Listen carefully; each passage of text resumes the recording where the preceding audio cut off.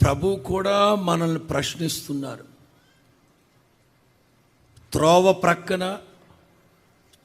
ప్రక్కన యెరూషలేము పాలెము వెలుపల త్రోవ ప్రక్కన శపించబడిన సిలువ మ్రానుపై 3 ఇనుప మేకులతో బంధించబడి రక్తపు ముద్దగా మాంసపు ముద్దగా కదులుతూ ఉన్న నా ప్రభు గద్గద స్వరముతో నిన్ను అడుగుతున్నారు, త్రోవను నడుచువారులారా,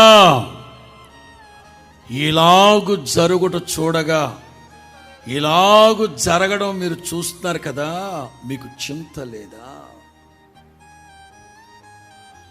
2000 సంవత్సరాల క్రితం యేసు ప్రభు సర్వమానవాళి పాప పరిహారార్థము నిమిత్తం ముప్పేటల దాడిలో ఓ ప్రక్కన రాజకీయం, మరో ప్రక్కన యాజకీయం, మరో ప్రక్కన మత ఉన్మాదం, ఈ ముప్పేటల దాడిలో నా ప్రభుని సమిధిగా మార్చి సిలువ వేసి చంపేయాలనుకుంటే అప్పటికే 39 కొరడా దెబ్బలతో కొట్టబడిన వాడై, వీపంతా చాలుగా దున్నబడిన వాడై, తలలో ముండ్ల కిరీటధారిగా, రక్తమంతా మాంసపు ముద్దగా, శక్తిహీనుడై శపించబడిన సిలువ మీద వ్రేలాడుతూ ప్రభు ప్రశ్నిస్తున్నాడు, త్రోవను నడుచువారులారా, ఇలాగు జరుగుట చూడగా మీకు చింత లేదా?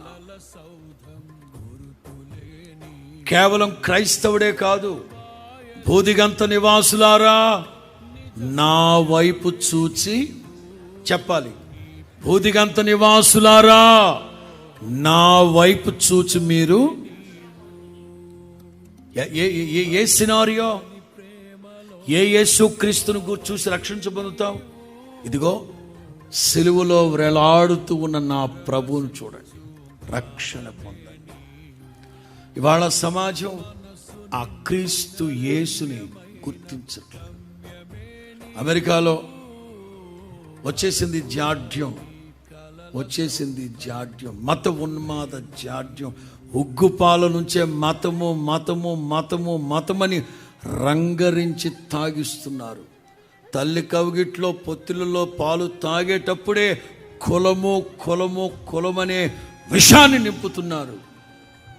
ప్రత్యేకించి మన రాష్ట్రంలో కులమనే విషపు పాలు తాగిస్తున్నారు చంటి పిల్లలకు కూడా. ప్రపంచ దేశాల్లో మనుషులైతే మతము